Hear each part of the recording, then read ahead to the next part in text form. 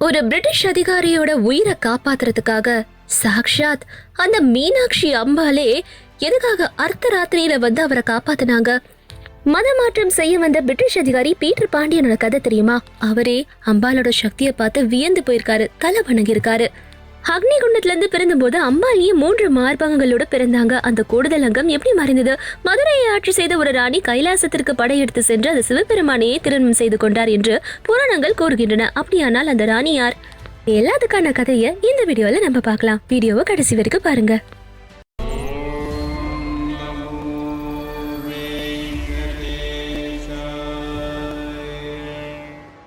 தென்னிந்தியாவில் முக்கியமானதும் மிக பெருமையானதுமான கோவில்களில் ஒன்றுதான் நமது மீனாட்சி அம்மன் கோவில். இந்த கோவில் மதுரை நகரத்தில் அமைந்துள்ளது. மதுரை என்ற பெயரை கேட்டவுடன் எந்த இந்தியரின் மனதிலும் முதலில் நினைவுக்கு வருவது மீனாட்சி அம்மன் கோவில்தான். வைகை நதிக்கரையில் திகழும் இந்த கோவில் பல அதிசயங்களுக்கும் அதைவிட அதிகமான ரகசியங்களுக்கும் புராண கதைகளுக்கும் தாயகமாக உள்ளது. தமிழ்நாட்டில் 2வது பெரிய நகரமாக மதுரை அறியப்படுகிறது. புராணங்களின்படி மீனாட்சி தேவி அவதாரம் எப்படி நிகழ்ந்தது என்பதை இந்த கதையில் தெரிந்து கொள்வோம்.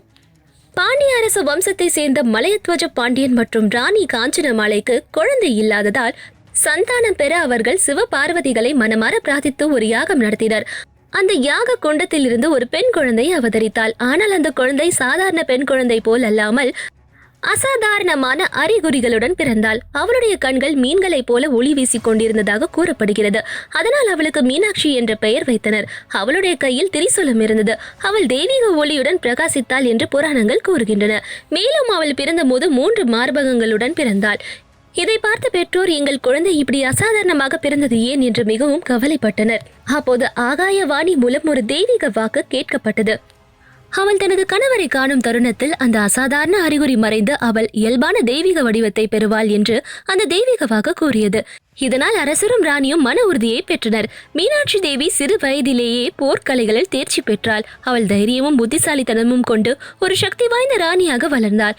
தனது அரசாட்சியை திறமையாக ஆட்சி செய்து பல வெற்றிகளை பெற்றாள். தனது வெற்றி பயணத்தின் ஒரு பகுதியாக அவள் கைலாச மலைக்கு சென்று படையெடுத்தாள். அங்கு சிவபெருமானை கண்டவுடனே மீனாட்சி தேவியின் 3வது மார்பகம் மறைந்து போனது. அதே கணத்தில் தான் பார்வதி தேவியின் அவதாரம் என்பதை அவள் உணர்ந்தாள். அதுக்கப்புறமா சிவபெருமான் சுந்தரேஸ்வரராக அவதரித்து 8 நாட்கள் கழித்து மதுரையில் நடைபெறும் திருக்கல்யாணம் என்ற அற்புத விழாவில் இருவருக்கும் திருமணம் நடைபெற்றது. இந்த தெய்வீக திருமணத்தை அனைத்து தேவர்களும் நேரில் கண்டு ஆசிர்வதித்ததாக புராணங்கள் கூறுகின்றன. அந்த நாள் முதல் மதுரை மீனாட்சி அம்மன் கோவில் மீனாட்சி சுந்தரேஸ்வரர் இருவரின் நிரந்தர இருப்பிடமாக மாறியது என்று பக்தர்கள் நம்புகின்றனர்.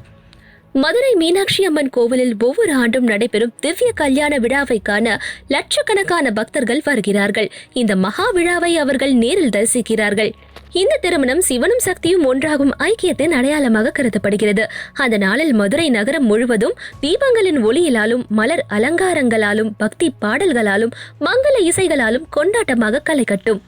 பின்னர் சில காலத்திற்கு பிறகு பாண்டியர்கள் டெல்லி சுல்தானின் கையில் ஒரு போரில் தோல்வியடைந்தனர். சுல்தான் நகரத்தில் இருந்த தங்கமும் மற்ற மதிப்புள்ள பொருட்களையும் கொள்ளையடித்தான். மீனாட்சி அம்மன் கோவிலையும் சேதப்படுத்தினான். ஆனால் மூர்த்திக்கு மட்டும் எந்த சேதமும் செய்யவில்லை. சில ஆண்டுகளுக்கு பிறகு கோவில் மீண்டும் கட்டப்பட்டு இன்றைய வடிவத்தை பெற்றது. அந்த காலத்தில் சைவங்களும் வைஷ்ணவர்களும் பல விஷயங்களில் சண்டையிட்டாலும் அம்மனை பற்றிய பக்தியில் அவர்கள் ஒன்றுபட்டார்கள். அன்றிலிருந்து சித்திரை மாதத்தில் ஏப்ரல் முதல் மே மாதத்தின் முதல் வாரம் வரை மீனாட்சி திருக்கல்யாணம் மிகவும் சிறப்பாக நடத்தப்படுகிறது. அதன் பிறகு பிரிட்டிஷ் ஆட்சி வலுவடைந்தது. அவர்கள் மக்களை வேறு மதத்திற்கு மாற்ற முயற்சி செய்தனர். அதற்கு மதுரை மக்கள் மறுப்பு தெரிவித்தனர். ஆரம்பத்தில் அவர்கள் மதம் மாற்றப்படுகிறார்கள். ஆனால் பின்னர் கடுமையான அழுத்தம் வந்ததால் பலர் கட்டாயமாக வேறு மதத்திற்கு மாற வேண்டிய நிலை ஏற்பட்டது. இதெல்லாம் இருந்த போதிலும் அவர்களிடம் அம்மனின் மீது இருந்த நம்பிக்கை குறையவில்லை. ரகசியமாக வாரத்துக்கு ஒரு முறை கோவிலுக்கு வந்து சென்றார்கள். இந்த பக்தியை பார்த்து பிரிட்டிஷ்காரர்கள் ஆச்சரியப்பட்டு மதமாற்ற முயற்சிகளை நிறுத்திவிட்டார்கள். மீனாட்சி அம்மன் பக்தர்களை பற்றி பேசும்போது கண்டிப்பாக சொல்ல வேண்டிய மற்றொரு கதை பீட்டர் பாண்டியன் கதை. 1812 முதல் 1828 வரை பிரிட்டிஷ் அதிகாரியான ரோஸ் பீட்டர் மதுரை கலெக்டராக பணியாற்றினார். அவர் அனைத்து மதங்களையும் மதிக்கும் மனிதர். தினமும் அலுவலகத்திற்கு செல்லும் போது கோவிலின் முன் குதிரையிலிருந்து இறங்கி தனது போட்டையும் தொப்பியும் கழற்றி மீனாட்சி அம்மனை வணங்குவார். அவரது பக்தியை பார்த்து நகர மக்கள் அவரை பீட்டர் பாண்டியன் என்று அழைக்க தொடங்கினர்.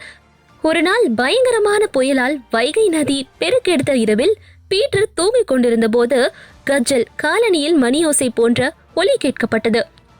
கண்களை திறந்து பார்த்தபோது சுமார் 3 வயது குழந்தையை போல தோன்றும் ஒரு சிறுமி அவரது அறையில் நின்று கொண்டிருந்தாள். ஆச்சரியத்தில் அந்த சிறுமி எப்படி எங்கிருந்து வந்தாள் என்று அவர் குழம்பினார். அவள் அவரது கையை பிடித்து பீட்டர் வாருங்கள் என்று கூறி வெளியே அழைத்து சென்றாள். அவர்கள் வெளியே வந்தவுடனே ஒரு பெரிய இடியுடன் அவரது வீடு இடிந்து விழுந்தது. அந்த குழந்தையை தேடும்போது அவள் கோவிலை நோக்கி ஓடிக்கொண்டிருக்கிறாள் என்று தோன்றியது. பீட்டர் அவளுடைய கால்களை பார்த்து ஆச்சரியப்படுகிறார். ஏனெனில் அந்த சிறுமியின் கால்கள் செருப்பும் இல்லை, கொலுசும் இல்லை. அப்போது அந்த சிறுமி உண்மையில் மீனாட்சி அம்மனே என்று அவருக்கு புரிகிறது. தன்னை காப்பாற்றுவதற்காக மீனாட்சி அம்மன் தானே ஒரு சிறுமியின் வடிவில் வந்தார் என்று அவர் மிகுந்த மகிழ்ச்சி அடைகிறார்.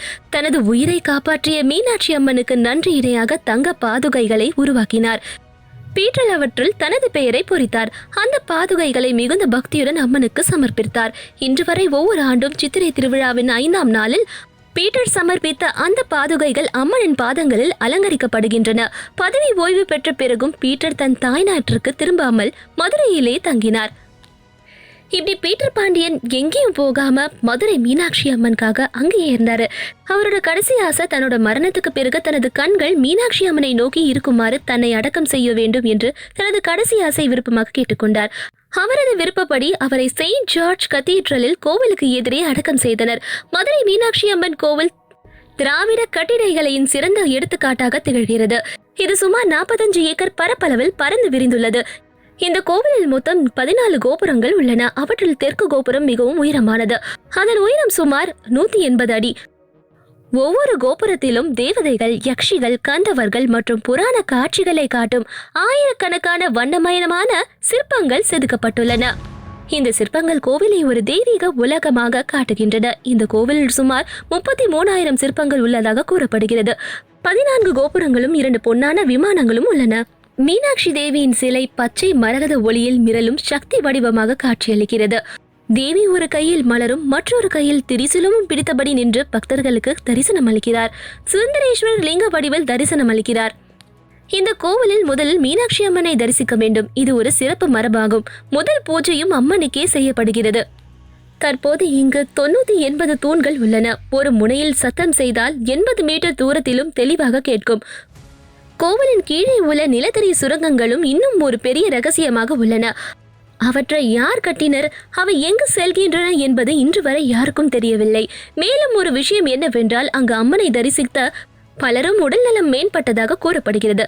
இது அம்மன் தனது பக்தர்களிடம் காட்டும் தூய அன்பாக கருதப்படுகிறது. இதுவே மீனாட்சி அம்மன் கோவிலின் ஆரம்ப வரலாறு. உங்களுக்கு தெரியாத பல விஷயங்கள் இந்த வீடியோவில் தெரிந்து கொண்டீர்கள் என்று நாங்கள் நம்புகிறோம். ஓகே ஃப்ரெண்ட்ஸ், கண்டிப்பாக இந்த வீடியோ உங்கள் எல்லாருக்கும் பிடிச்சிருக்கோம் நம்புகிறோம். கண்டிப்பாக உங்களோட கமெண்ட்ஸை எங்களுக்கு தெரிவிங்க.